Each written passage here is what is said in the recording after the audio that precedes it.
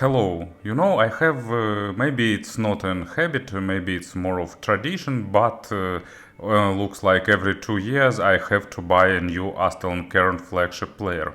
It started with AK320, it wasn't a flagship, but I really prefer sound of 320 over the flagship 380 that time. But then Astell&Kern released the SP1000 Ultima. I was a bit skeptical about that player because it was big, expensive and so on, but I tried it and I just understood that I'll have to buy it.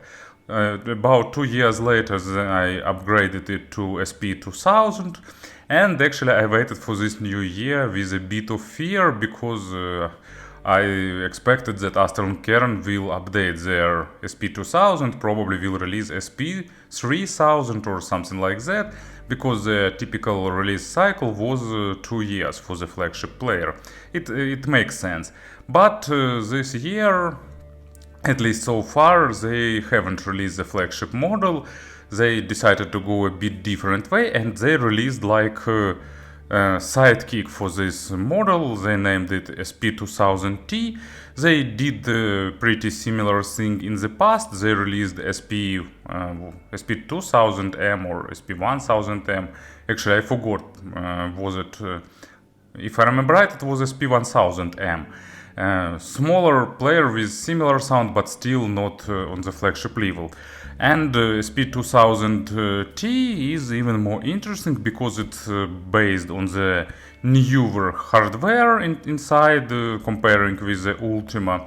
It uses a new CPU, it has bigger screen, it has a more recent version of Android as a foundation of the operation system, and it has unusual three mode amplifier, because here they utilized not only solid state but also a tube amplifier using a Korg new tube, and you can select what sound you prefer.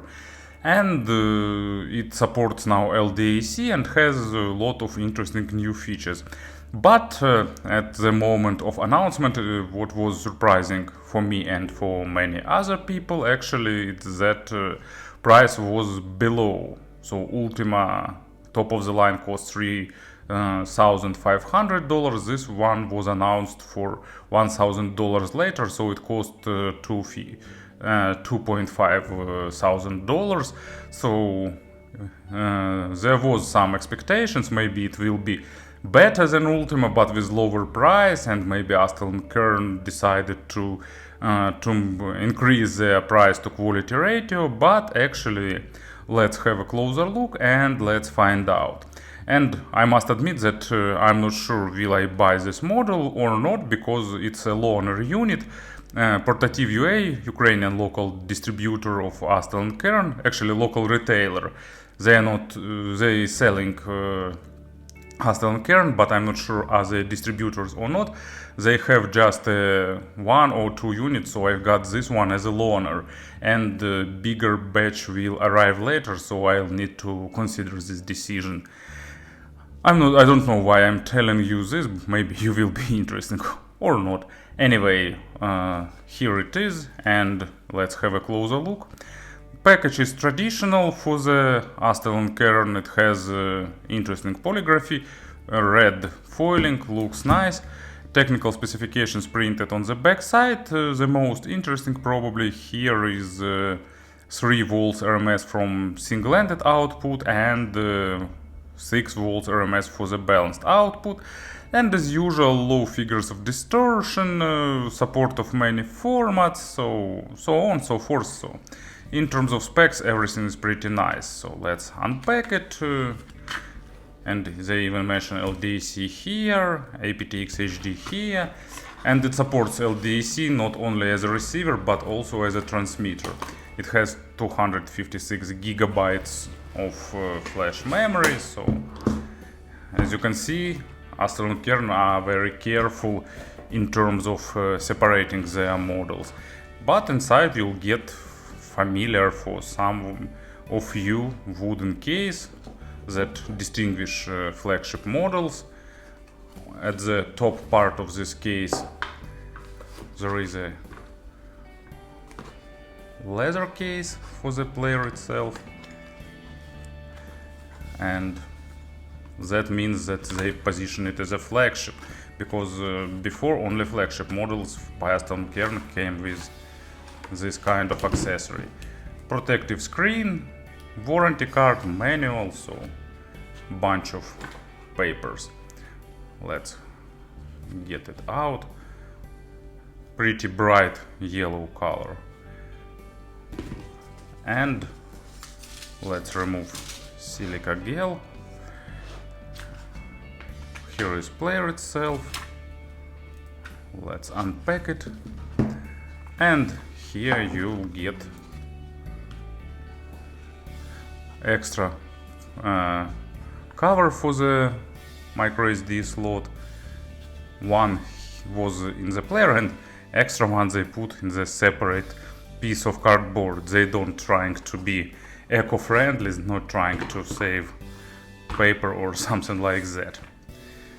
So let's put everything a bit aside. I will pause the video to clean up the table, and then we'll proceed talking about the design. So what about the exterior of this player? And it's Astell&Kern, so it's easy to guess. It's super fancy, really comfortable and well built. You can see that it shares some similarity with SP2000, but has its a bit own and unique design, so it really stands out. And if we're talking about SP2K, you can see that SP2000T is slightly longer, about the same in width and the same in terms of thickness. And actually SP2000 has more bold, more unusual design with that noticeable triangles in shape, so it's still flagship in terms of the design. And of course copper looks more fancy comparing with regular aluminum. But from another hand, it's much more lightweight, 300 grams if I remember right, so it's more pocketable and easy to carry with you. And actually I must admit that for the SP2000 Astell&Kern used some better protective coating, because after 2 years of usage my SP1K showed some traces of oxidation of copper, and SP2000 still looks as bright and as fancy as new. So I wanted actually some signs of copper aging to appear, but it's still not here. Anyway, let's go back to SP2000T. It also has that notches, bevels, edges, but they are more accurate, making the device looks in a more traditional way. On the bottom there is a microSD slot, no tray, just a slot to put the card into. It makes it easier to access. And USB Type-C, you can use it to charge the device, to use it as a digital to analog converter, to connect external digital to analog converter to it, to access internal memory and microSD slot, and to connect USB on the go media. And speaking about the charge, it has quick charge, so about 3 hours will fill its battery, slightly more than 3 hours. And you can get up to 9 hours of work in the single-ended mode with solid-state amplification. With tubes and in the balanced mode you'll get less.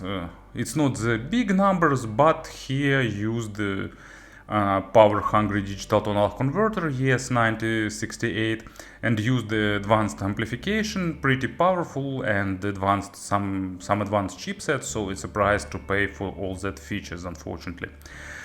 Here are 3 buttons for playback control. They are easily distinguishable, have a nice click, and on the top there are 3 outputs: 4.4mm balanced and 2.5mm balanced and 3.5mm.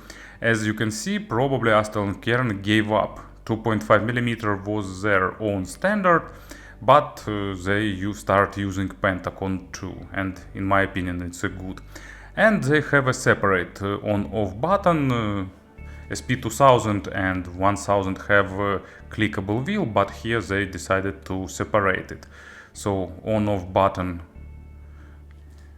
is here and volume knob is here. Volume knob is nice, it's almost not wiggling, it has well-defined clicks, it's easy to turn, but it has nice distinguishable clicks, so in this aspect it's really good. On the back side there is a glass-like panel and some plastic or carbon, not sure what material is there. And here is some LED indicator.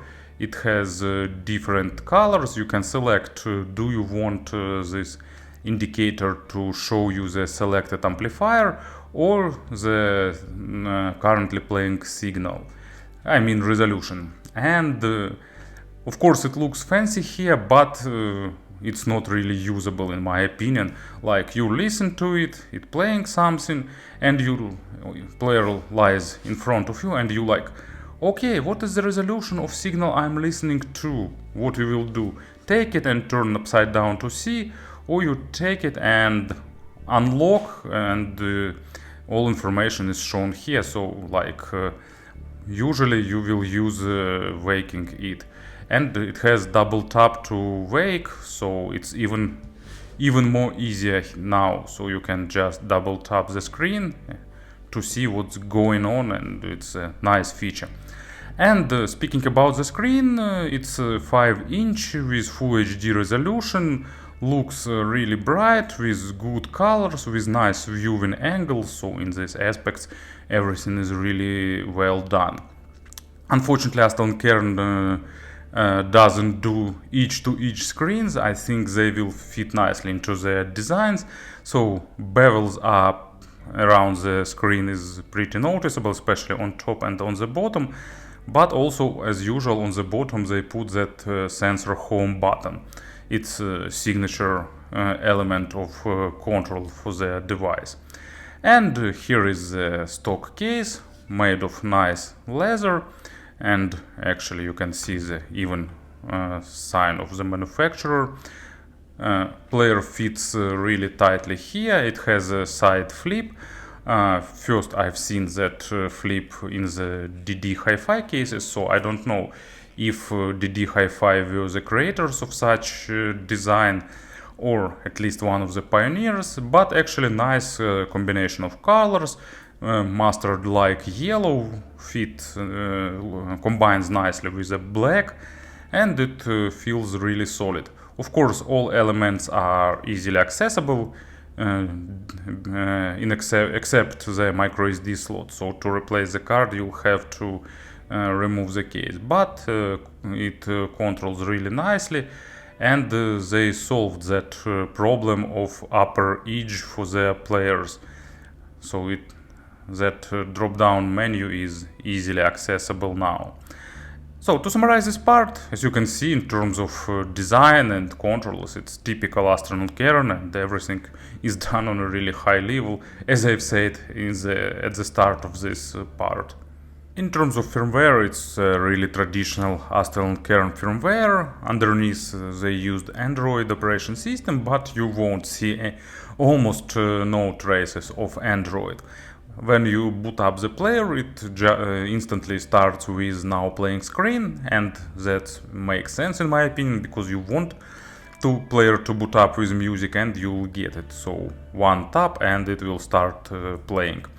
And layout of this screen is really well thought. So tapping on the album cover shows it bigger, and it shows lyrics if it's present here. Swipe from right to left, or pressing this button opens now playing list, and swipe from bottom shows play history. You can sort it, you can edit it. Swipe from right to left opens the main menu, and swipe from top opens the quick settings panel. So Wi-Fi, Bluetooth, amplification mode, USB, external USB. You can select actually what toggles present here. Astell&Kern Connect, equalizer, line out, replay gain, so settings, all that stuff. And of course screen brightness. And here is the amp mode. You can tap it to select one of the three, or you can long press it, and here actually what is unusual in this aspect, you can select the amount of hybridness.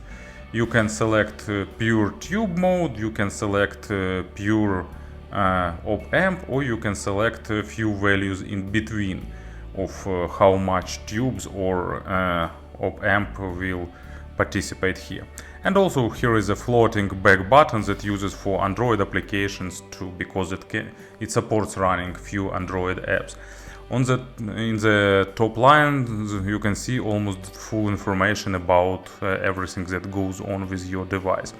Here is the button, so you can go to album, artist or folder, add it to playlist, favorite, change the repeat mode, shuffle, or in the additional settings here you can see the file information if you need it. And let's go to the menu. So on top there is a search, songs, albums, artists, genres, playlists, folders, favorites. MQS, it's for high-res files, CD library. Actually it's traditional familiar media library, everything is organized nicely. Everything you can see here in a pretty traditional way. So there is a search and additional functions.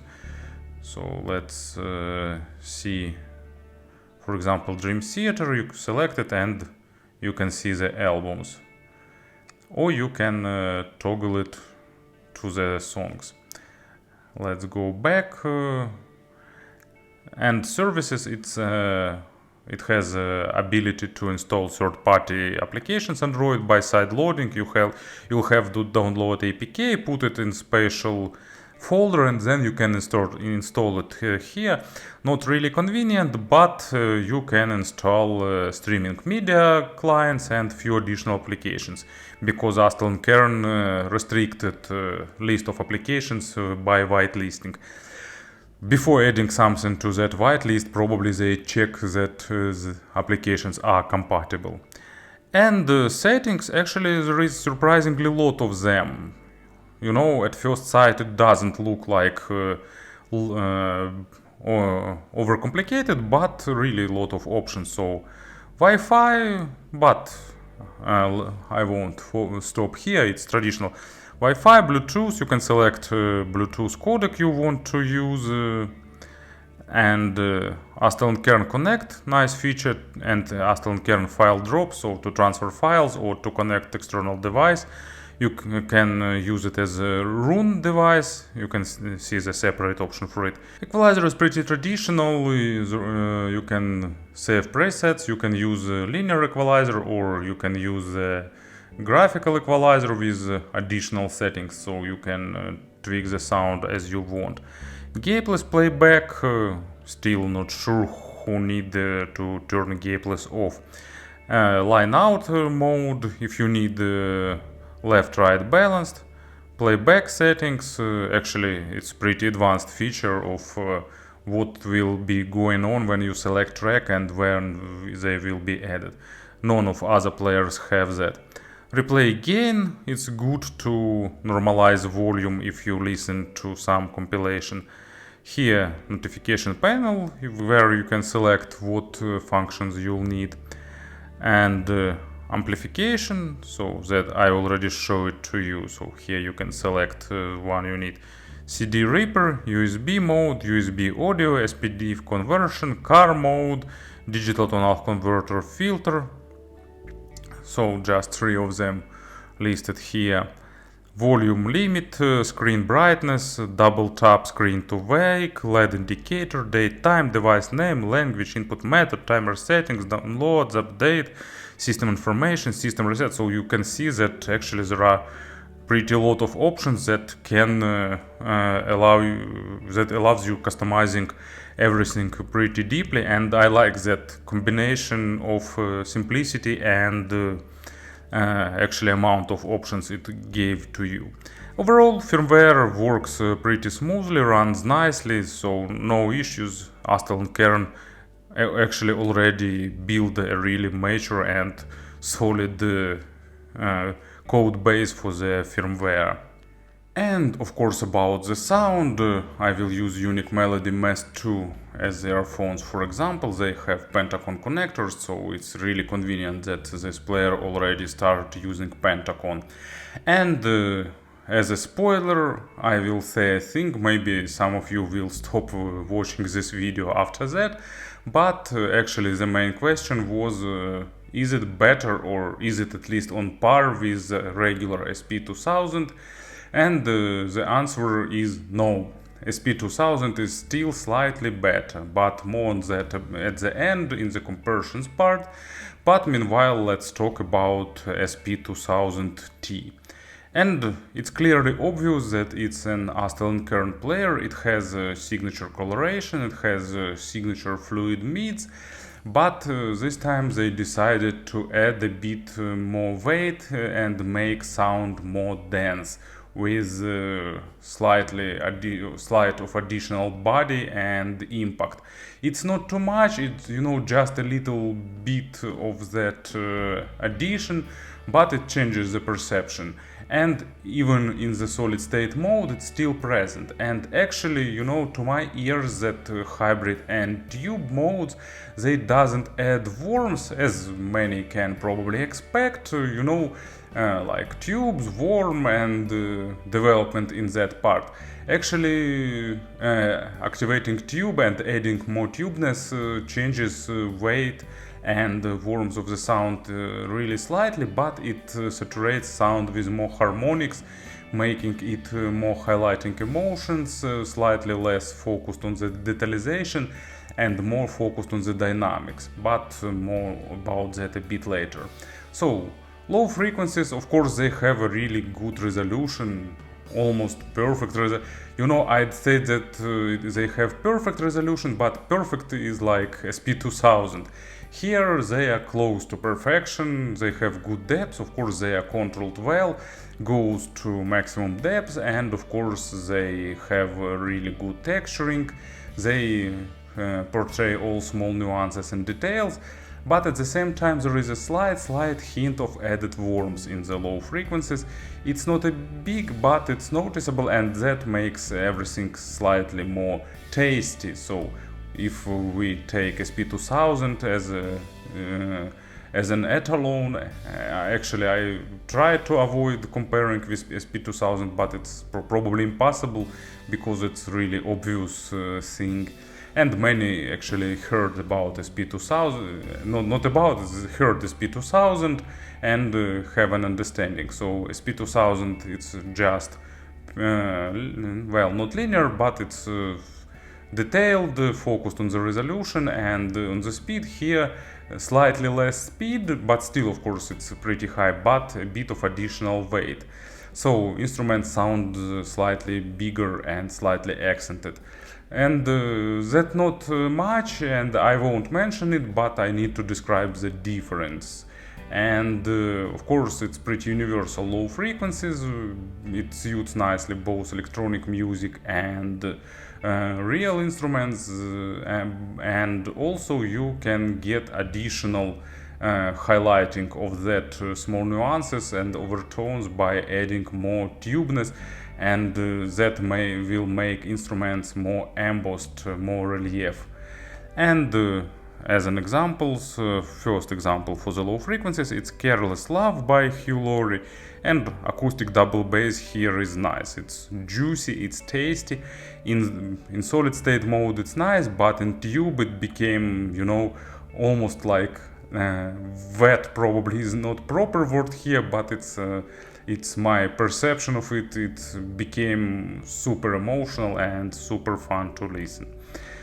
And second example, it's Oh Yeah by Yello, famous track. It's electronic music, but not that type that needs super saturated, super big bass. But here it's more enjoyable in the hybrid or solid state mode, because lows are slightly less full-bodied and sounds faster, delivering all small nuances. Mid frequencies probably is the best part here. Of course, you'll get that signature fluid mids by Astell&Kern, where when one note transition to another in a really nice and smooth way, but also they are really well defined.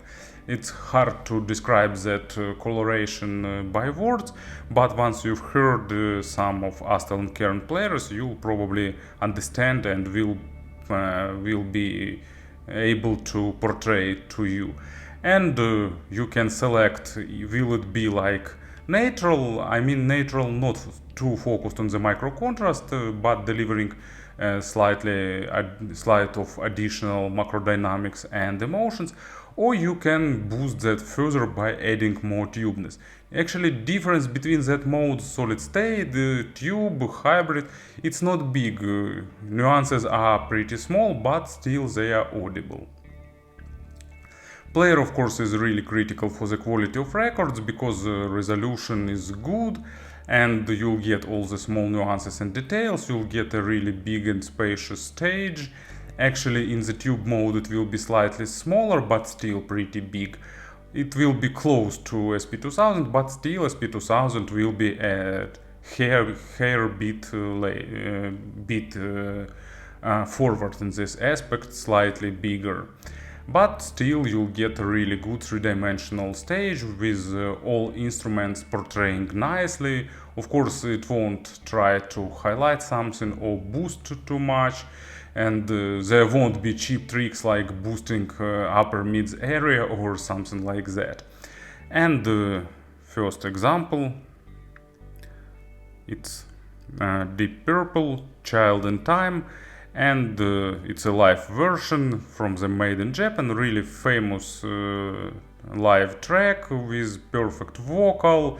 Instrumental part is nice here too, but of course Gillan's vocals here is the main star of that show, and in the solid state mode you'll get maximum details, you'll get slightly boosted emotions that will fit this performance nicely.